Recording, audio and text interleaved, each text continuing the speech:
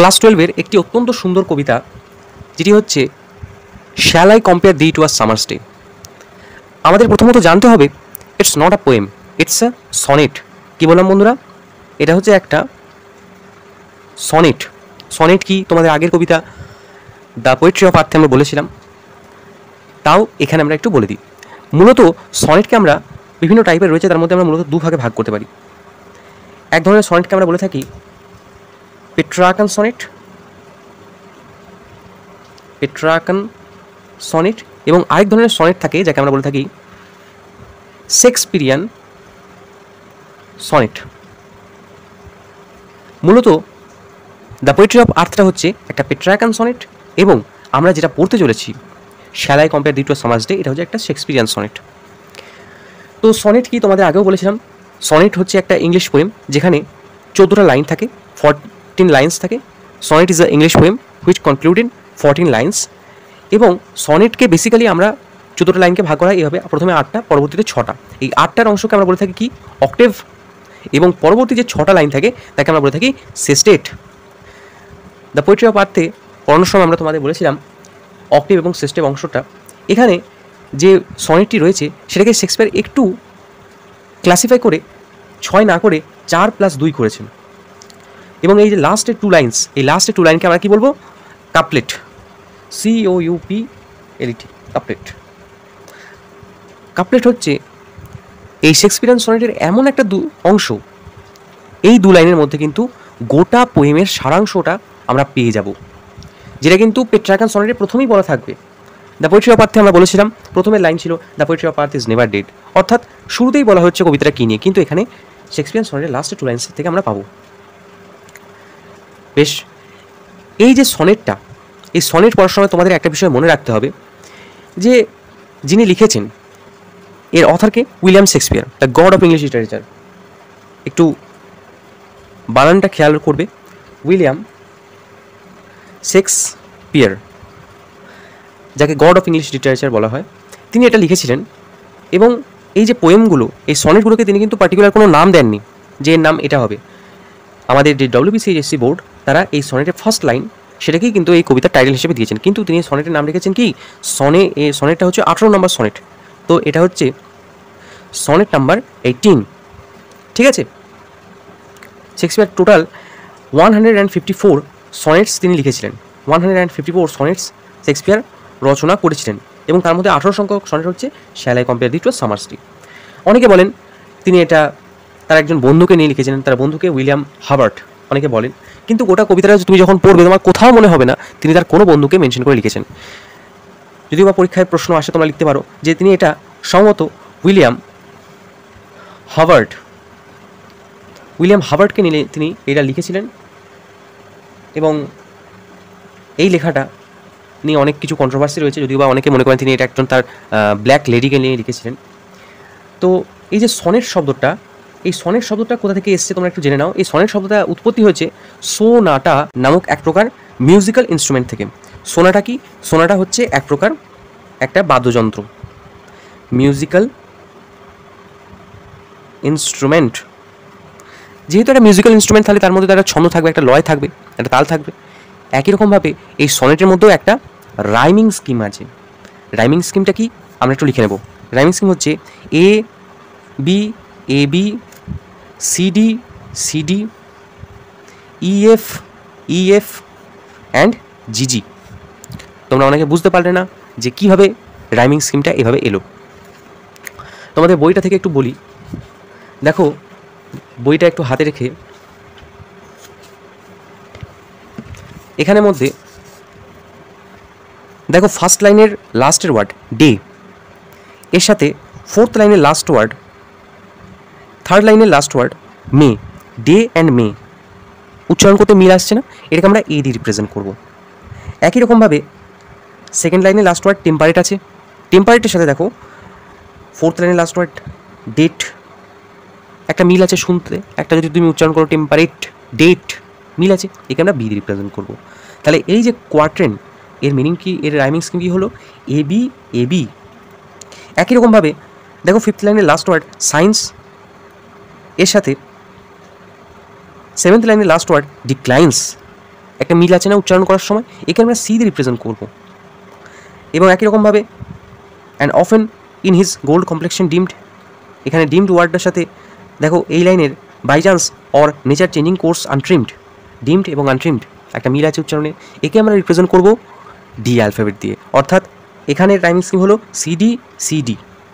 একই রকমভাবে এখানে ইএফ ইএফ এবং লাস্টের কাপলেটের টাইমিং স্কিম দেখো সি এবং ডি খুবই মিল আছে, একে আমরা রিপ্রেজেন্ট করবো জি দিয়ে, জি জি। ক্লিয়ার? আশা করি তোমরা বুঝতে পেরেছো। আর কবিতাটা পড়ার সময় বিভিন্ন রকম ওয়ার্ড আসবে যেগুলো তোমরা আগে হয়তো শোনোনি কিন্তু তোমরা জানো। যেমন ধরো এখানে দি, দাও, আর্ট, হাত, এই সমস্ত ওয়ার্ডগুলো হচ্ছে ল্যাটিন আর্কেইক ওয়ার্ড। এগুলো কি বন্ধুরা? Latin archaic word. এদের মিনিংগুলো আমি তোমাদের বলে দিচ্ছি। যেমন দি, THW, দি, দি মানে কি? ইউ। অলসো দাও, THOU, দাও মানেও কিন্তু ইউ। আর্ট, আর্ট মানে কিন্তু এখানে ক্রিয়েটিভ শিল্পকলা সেটা নয়, এখানে আর্ট মানে কিন্তু আর। দেখো এখানে একটা লাইন রয়েছে, দাও art more lovely and more temperate. একই রকমভাবে দেখো একটা ওয়ার্ড আছে হাত, হাত মানে হ্যাজ। ওকে, এটা ছিল কবিতার ইন্ট্রো। আশা করি তোমরা বুঝতে পারলে। এরপর আমরা সনেটটা পড়ার দিকে এগিয়ে চলেছি। তোমাদের প্রত্যেকের কাছে অনুরোধ, তোমরা টেক্সট বই হাতে নিয়ে ক্লাসটি শুনতে থাকো।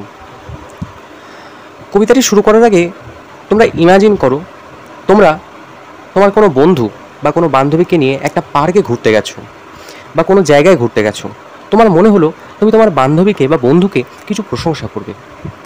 এবার কি বলে প্রশংসা করবে? তার সাথে কার সাথে তার তুলনা করবে? ফুলের সাথে, কিংবা কোনো পাখির সাথে, কোনো সমুদ্রের সাথে?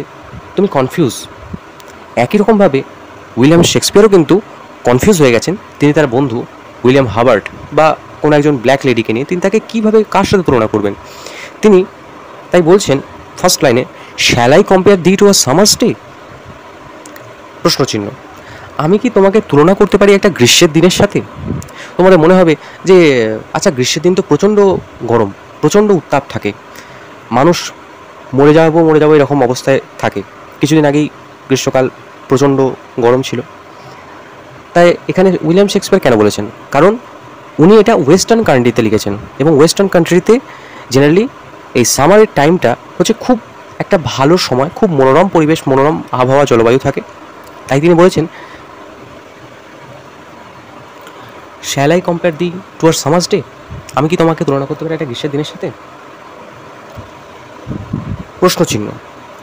দাও art more lovely and more temperate. দাও মানে ইউ।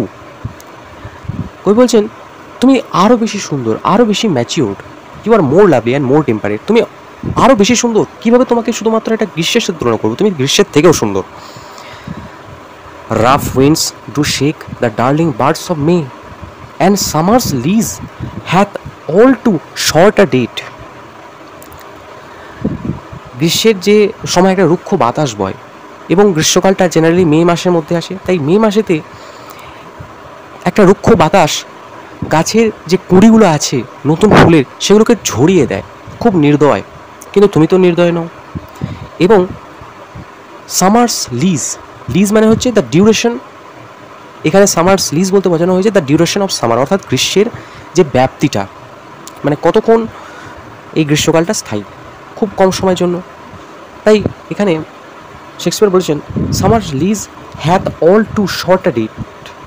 হ্যাথ মানে হচ্ছে হ্যাজ, অর্থাৎ গ্রীষ্মের ব্যাপ্তিটা খুব কম সময়ের জন্য, খুব কম সময়ের জন্য এই গ্রীষ্মকালটা আসে।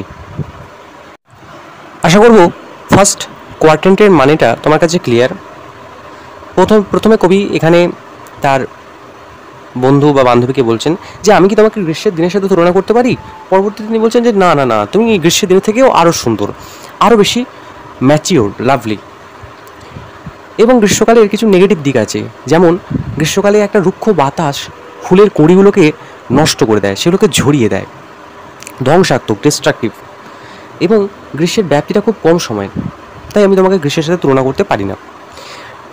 নেক্সট কোয়ার্টেন্টে তিনি বলছেন sometimes too hot the eye of heaven shines. এখানে আই অফ হেভেন বলতে সানকে ইন্ডিকেট করা হচ্ছে, সূর্যকে।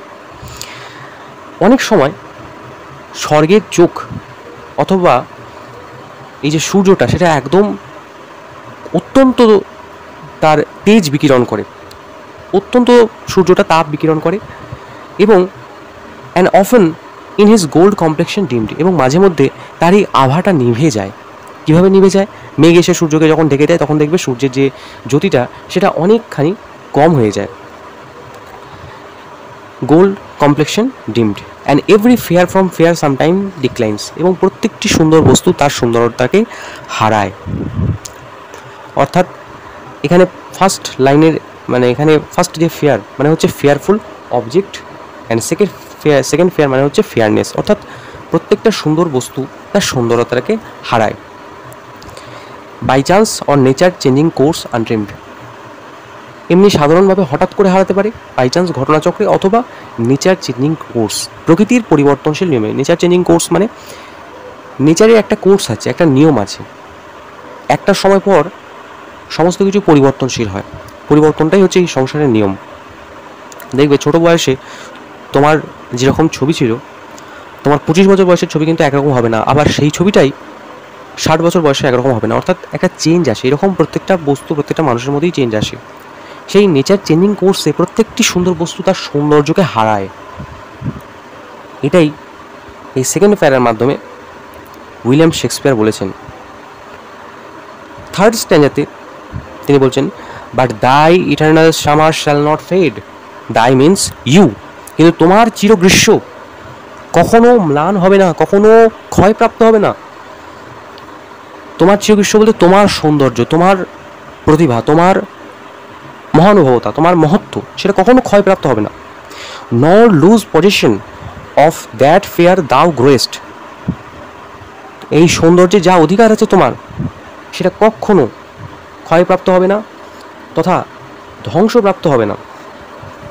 কবি কেন বলছেন যে কেন এরকম হবে, তার কারণটাও আমরা পরবর্তীতে পাবো, যে কীভাবে কবি তার প্রেমিকার এই সৌন্দর্যকে অমর করে দিয়েছেন।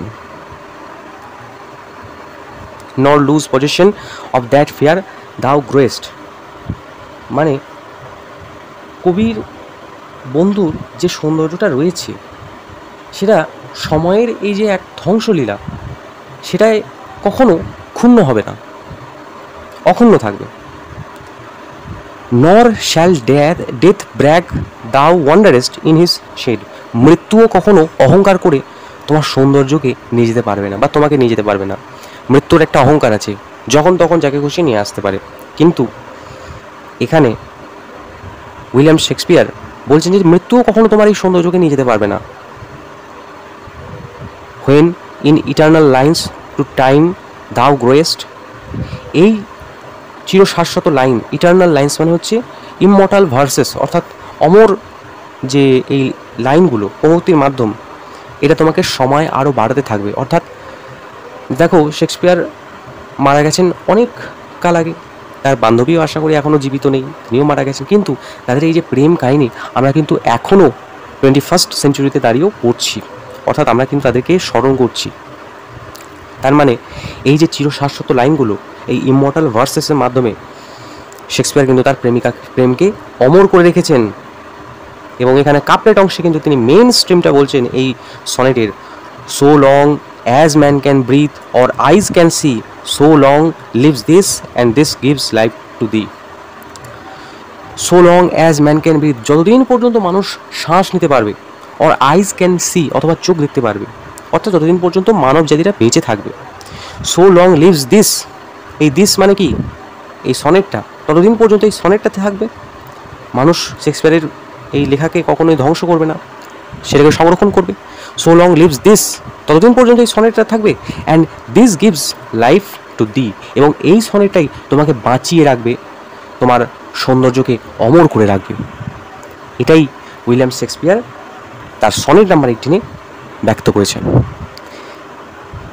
আশা করব টোটাল পোয়েমটা তোমার কাছে ক্লিয়ার হয়েছে। এবার কেমন লাগলো আজকের ক্লাস কমেন্ট করে জানাতে আমাদের একদমই ভুলো না।